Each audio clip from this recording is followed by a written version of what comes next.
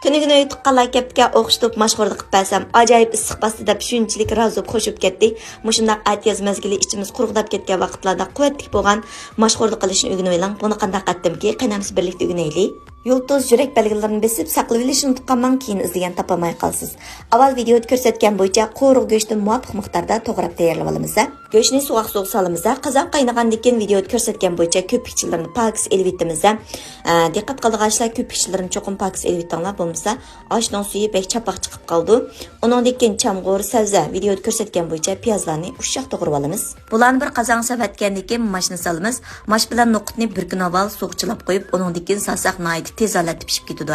Uningdan keyin qizirib pishgan pomidordan birini chanaymiz, zanjibildimmi muvofiq miqdorda servetimiz. Uningdan keyin mening ishlatganim cho'ng ustamning suiqash tetkisi. Mushu oshning ta'mini, rangini yaxshi chiqaramayotma degan xonim qizlarimiz bir ishlatib sinab baqsanglar bo'ldi. Cho'ng ustamning cho'ngligi va oshning rangiga rang, ta'miga ta'm kirgizalaydi. Endi 300 gram unga 2 gram tuz, bir tal tuxum chiqib, lag'man xamirdan sal chang'aroq qilib xamir jug'irib olamiz. Diqqat qilinglar, xamirga yaxshi ishlab tindirib qo'yamiz. Körüp mişe kepsizler dostlar, qo'shmaganlar qo'shib elinglar. Hozir 60 xil darsimizni faoliyat qilyapmiz. Cho'ng taqsiliq qo'rma, har xil taom, pishiriq, ichimlik, murabba. Bozorlik sovuq say darsimizni 10 qo'y bilan o'rganaysiz.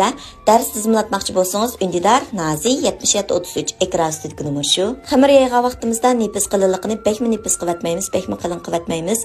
O'zinglarning ehtiyojiga qarata kesib tayyorlab olsanglar bo'ldi. Çöpni qazan silib 3 minut qaynatıplam süzüp elib olamiz. Şorpularimizmi qaynab shunchalik quvvatli bo'lib ketibdi. Go'sht og'zingiz kirib bo'g'ich erib ketgandek shunchalik yumshoq pishibdi. Cho'nglar shunchalik yoqtirib ichib ketdi. Ko'rib qochib ketganlarni chidamasdaymiz-ku. Inkas rayniga siz gullaringlarni avatib meni rag'batlantirishni unutib qolmanglar. Qo'llig'inglarga rahmat.